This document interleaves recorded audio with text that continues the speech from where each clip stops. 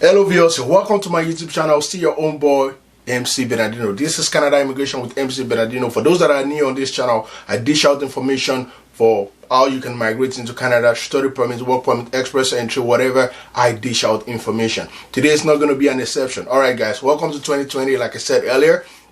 So on today's episode, I promise you guys that I'll be doing less talking. So today I have somebody, a subscriber, a viewer on this channel. He was out of Canada. He wasn't in Canada at the point, but presently he's now in Canada. So he's going to come on this channel today to share his own testimony, to share how he went about it, how information on this channel was of relevance to him in order for him to conclude his immigration process. He's presently in Canada. So guys, you want to stay tuned, hang on tight, because it's going to be dissected. It's going to be telling you how we went about it, and somebody out there might actually learn from him. So you want to hang on tight, call a friend, call everybody around you, because today's episode is loaded. So stay glued guys, I'll be back. Shall we begin?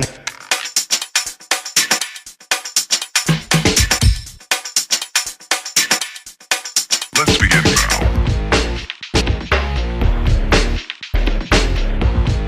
Back to this YouTube channel. Like I promised you guys, today's episode is actually loaded. If you haven't subscribed to this YouTube channel, I don't know what you're waiting for. Please hit the subscription button. Alright, so with me I have one of my subscriber, viewer, is very passionate about what I do, and he has always been in contact with me since he was back in Africa, and now he's in Canada. So I brought him here so that he can actually share his own experience with you guys. You get to learn from him how he went about it. So you're welcome to my YouTube channel. Thank you very much for having me. All right, so if you don't mind, can you just introduce yourself to people out there? All right, my name is Tunde, and it's nice to be here. It's very good to actually contribute to this platform and share my experiences on how eventually I came to Canada.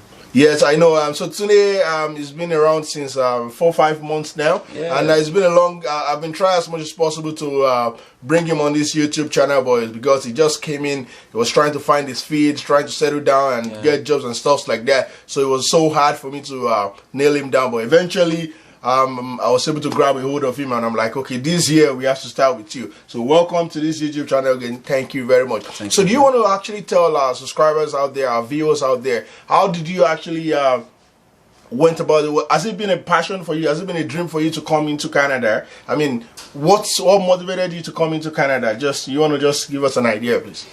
Okay. Once again, thank you for having me.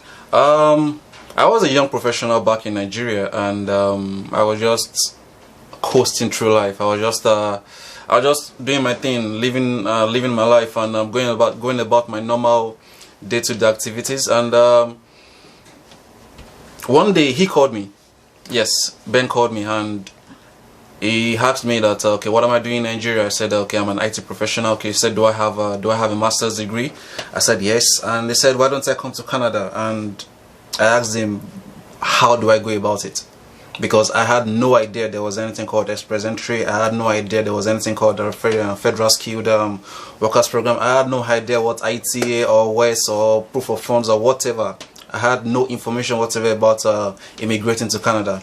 But he called me. He asked me, why not try the express entry? And like I said, I didn't know the steps to follow, but he coached me through it. He gave me the information I needed. He told me the steps I needed to take, and at the end of the day, here I am, here in Canada. All right, thank you very much for that brief intro. So that's fine. So it's one thing to tell you how that you should do something. It's another thing for you to have passion for it. Because if you don't have passion for it, irrespective of what somebody tells you, you might not be driven to actually want to do it. So now, because I know, just like I told you then, I told a lot of my friends too that they should actually give this a try. A lot of my viewers too. So I know it's a very, very turbulent. It's not really an easy process. I mean, when you talk about doing the IELTS exam, especially because you're applying for the express entry, doing the WES evaluation. So I needed to just like summarize. How many times did you do your IELTS? How did you go about the WES evaluation? I mean, just give us a brief idea of how you went about it. Okay. Basically, the total the express entry process involves a series of steps, and for me, the more I got into the steps, the more I took the succeeding steps, the more it became a reality for me. The more it dawned on me that yes, I am going to Canada. I am coming into Canada. Okay, I started with actually simulating my points on the CRS.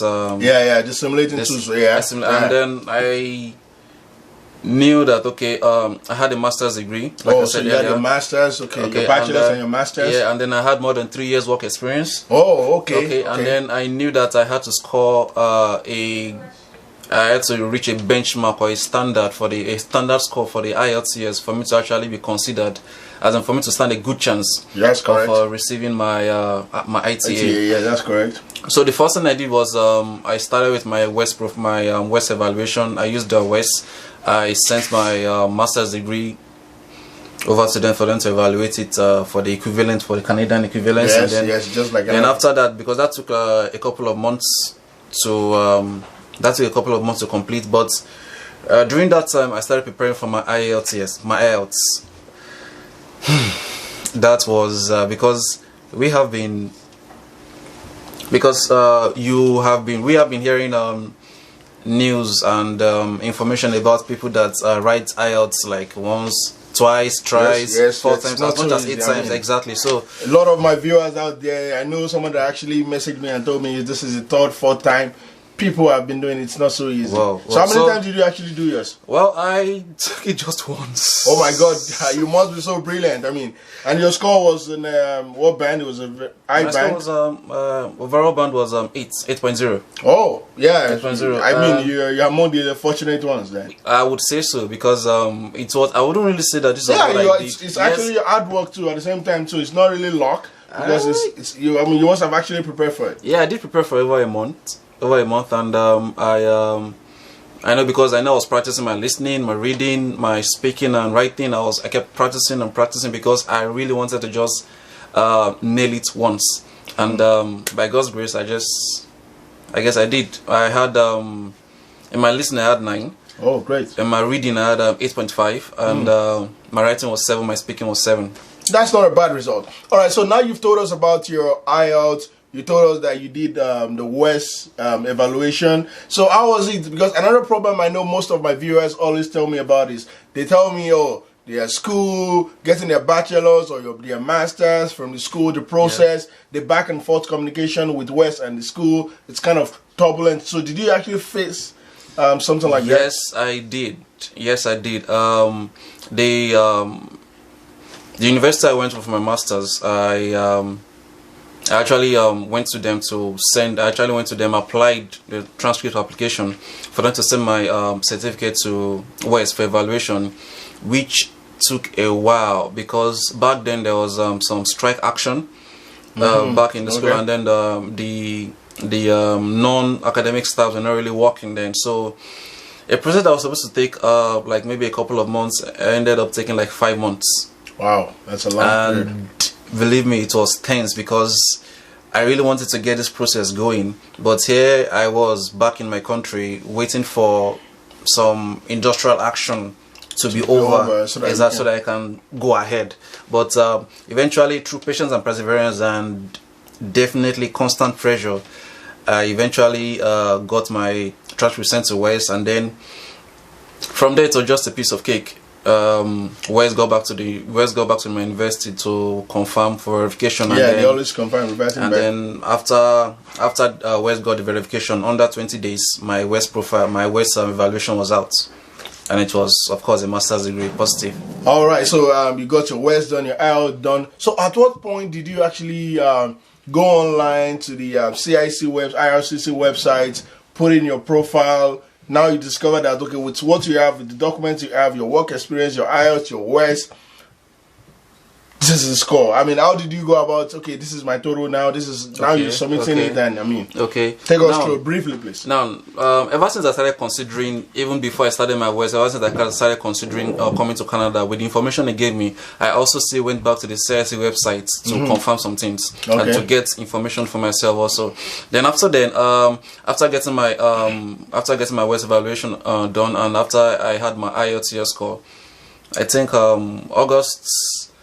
it was around August I created a profile, and at the end of the day, around that August, my CRS August 2018, August right? 20, yes, 18. August 2018, yes. At that point in time, after creating my profile and filling my profile and everything. My score was 453.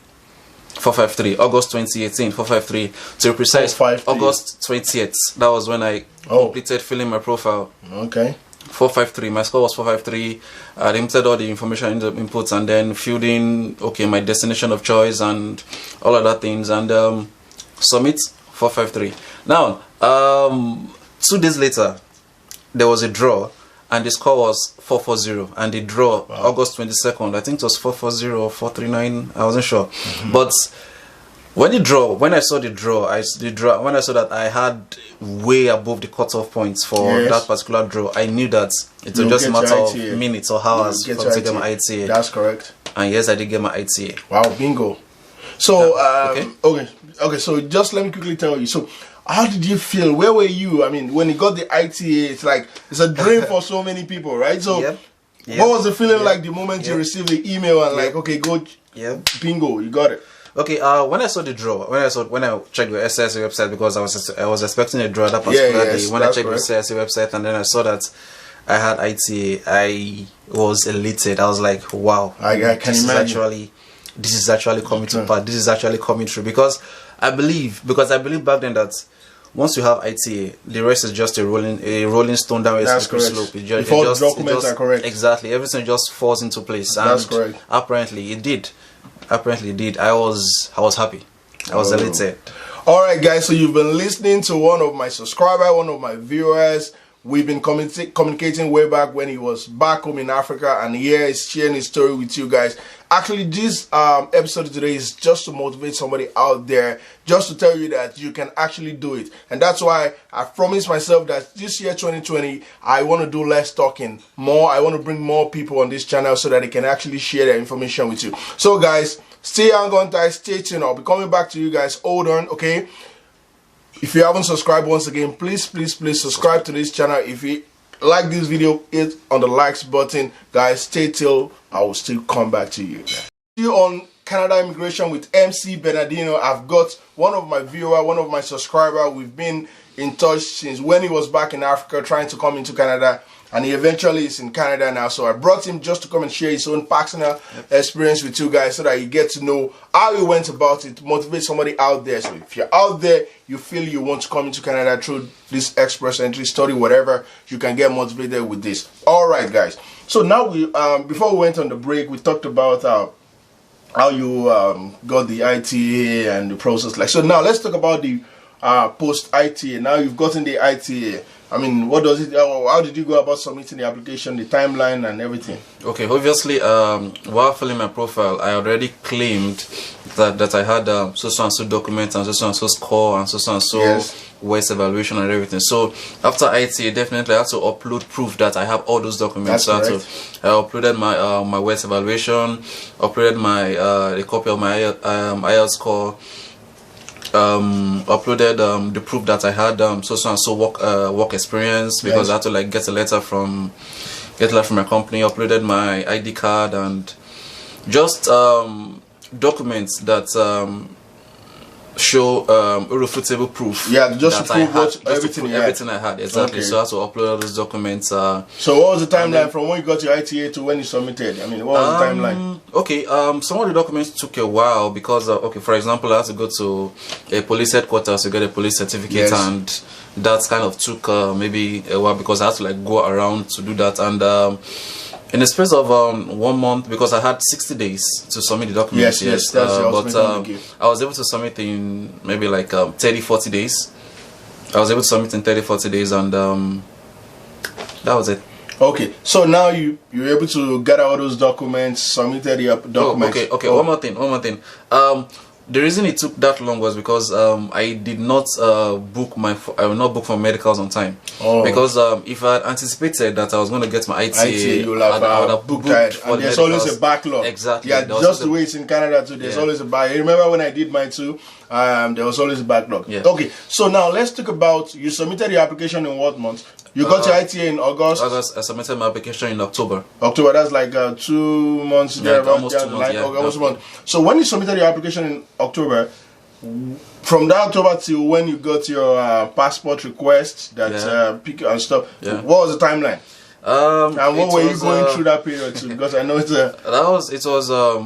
ideally it takes ideally the theoretical time of processing is 6 months. But yeah, that's what they have online. Yeah, but mine took 4.5 months, just 4.5 months, and those months were tense because you would practically be checking your profile every single day, check any updates. What are they saying? You're always religious. I mean, always hoping and praying that everything goes smooth and everything. And I think if you check when I was checking my profile, you would see tiny updates. Okay, my medical was passed after a month of submitting. I got a medical pass. I was like, yay, hooray, next step. And then I started saying, okay, background check was going on, criminality was going on, security check was going on, and so. But all in all, within those 4 months, it was a quiet period.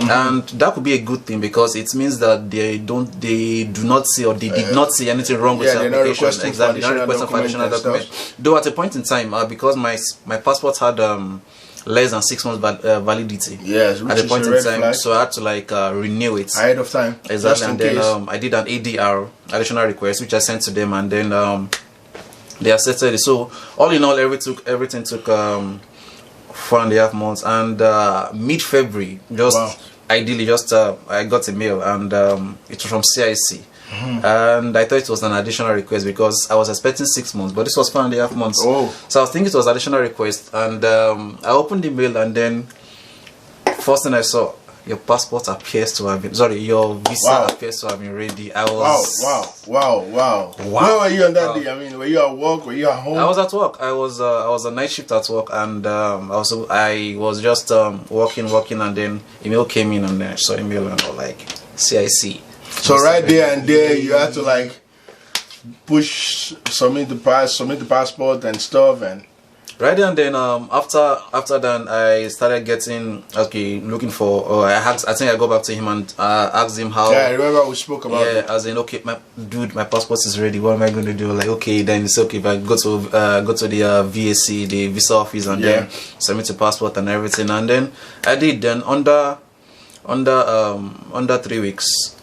Because after submitting, you'll be able to track your passport. Yes, you can track your service. After 3 weeks, after 3 weeks, I got a notification that my passport was ready, and then I went to pick it up, and lo and behold, bam!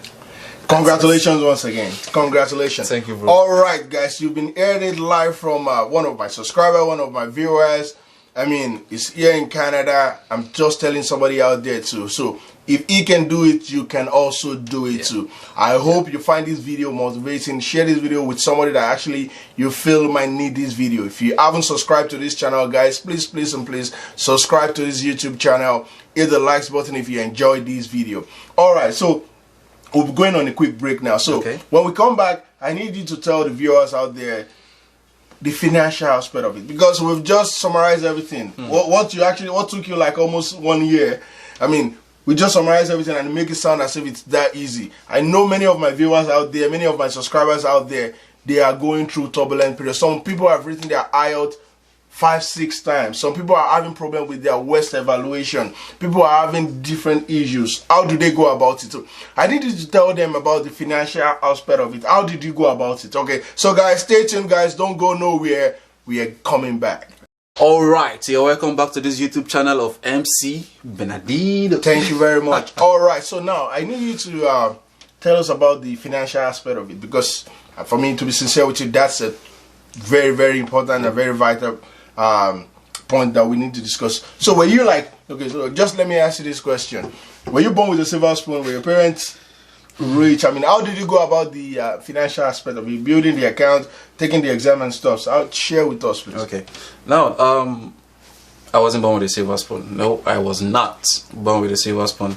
Now, coincidentally, when he called me and I wanted to tell me about this express entry, then I was about to go rent an apartment. Wow. And I was about to rent an apartment and just begin life as exactly. And just then so when he said when he told me about the express entry, I knew that it involved finances that I did not have the total amount at that particular point in time, because let's face it, West evaluation, IELTS, and I didn't know how many times I was going to write IELTS then. West evaluation, IELTS, medicals and everything, they all involve money, right? Yeah. So back then I told him I was going to rent an apartment, and he was like, dude, do this, and it was more like a step of faith, because back then there was let's just say renting an apartment and living life and starting life on my own was something I really wanted to do then. But he convinced me that, dude, come and start the life in Canada. And let's just say, okay, I did my West evaluation money, I did IELTS money. I really prayed I did it once, as in that I do it once, and well, by adequate preparation and by God's grace, I was able to just do that once, because of course for each time you write IELTS, that involves money also. Yeah. I think it's just that determination that yes, you just want to have it, that is what you need. And then going about the police reports, the medicals, and to renew your passport if your passport is about to expire. Sorry for cutting everything. Was there any point that you became cash trapped? I mean, you have to maybe take for instance, you have to do your police certificate or medical, and you didn't have the money or the proof of fund. I mean, that's a very huge one. So was there any point that you were cash trapped? How did you go through it? Okay, I think I remember borrowing money. Wow. I remember borrowing money for the medicals. Wow. I remember borrowing money for the medicals because I think it was a couple of tens of thousands then. Then for the proof of funds, I did not have the entire sum. Yeah, with me because at that particular point in time, and I had to convince the visa office that I was able to sustain myself. And how much was the proof of funds? Proof of fund for a single person, like around 12,500 thereabout. Thereabout. That was back in 2018, because it's definitely more now. Yeah. So what I did was, of course, I had some thousands, and like I said, I wasn't born with a silver spoon, and the employment I had back home was not exactly buoyant, if you know what I mean. It was not something that gives me something to live large, each pay, exactly. So what I did was I got a gift deed from my mom. She had to transfer some money to me, and then write a gift deed that that she is giving me this money and she's not expecting it back. She's not expecting, but that was a gift deed, and she actually gave me the money transferred to my account. But I had to show proof. I had to notarize a document to show that yes, she actually gave me the money to use for my migrating to Canada, and she was not expecting it back, and that was how I got my POF. And after submitting, after submitting the documents for everything, including the proof of funds, everything sailed through I guess it was enough to convince the visa officer that yes, I was able to sustain myself in Canada.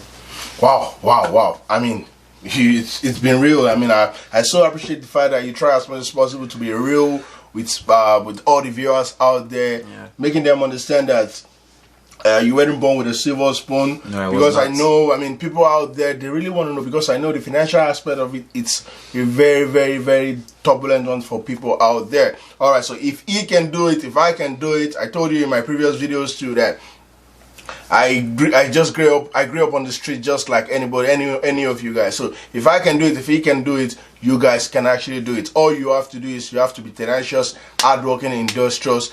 You can do it too. That's right. Alright, thank you very much for your time. I mean, you've tried as much as possible to give it to us the way it actually is. So I need you to speak to somebody out there, give them a word of advice. I mean, because you've seen it on both sides. You've seen it from outside Canada, and now you're in Canada now. So is it worth pushing to come into Canada? I mean, is the dream worth it? I mean, somebody there out there that wants to actually give up, should he or she give up? I mean, how can they increase their score if they want to come in through express entry, study? You didn't come in through study anyways, but how can somebody out there, how can they do it?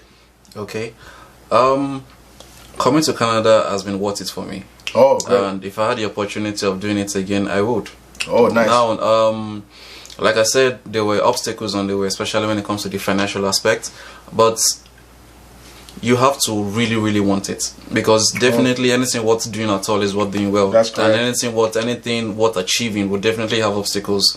Now, for those of you that maybe you feel maybe you have just a degree certificate and it's not enough for you to get ITA because of the recent trend of scores, I believe there are still some other programs you can do. Like I'll give you provincial nominee, the rural and northern. I've done a lot of videos on that. You can do study if you don't. I mean, there's plethora of ways you can come into exactly. Canada. And even if you want to just increase your academic qualifications, there are some programs like maybe like as short as 6 months or 1 year that will give you 2 or more certificates. Which yes, and that boosts up your score. Exactly. And you can also study properly for the IELTS. Exactly. I mean, there are so many classes you can attend online. Resources are there for you. Go to YouTube. Go. How did you go about? Those are the information you used to, right? Yeah. I went online. I used I think I used I know of Liz. I used Liz. I gave it to you then. Exactly, and I used E2J also. Yeah, English tutor on YouTube. I also used him, and basically those are the two I used, and then I also got some information just online, and I had to practice every day. Yeah, I practiced every day. By default, I'm not really a good speaker. I'm not a good speaker. But you're doing well. You're doing well on this platform. So I'm more of a listener. Maybe that's why I got 9 in listening. Maybe. So but I have to practice every day. I practice writing every day. I practice speaking every day, and at the end of the day, it went well. So for anyone out there that you're thinking, okay, maybe you've written IELTS once or twice and you think it's not, if someone like me can do it, definitely you can also do it. Yeah. All right, thank you very much, guys. If you feel you have any question, any concern based on what he has said today about his process, guys, feel free to drop it in the comment section. I'll try as much as possible to answer your questions, and for those ones that I can't answer, I will extend to him. I'll reach out to him rather, and he's probably going to provide the answers for you. All right, guys, at the same time, if you haven't subscribed to this YouTube channel, please hit on the subscription button. There's a notification bell beside it. Click on it so that anytime I drop a video, you'll be among the first to get it. And if you really like this video, guys, hit the thumbs up button. Share this video with your loved ones.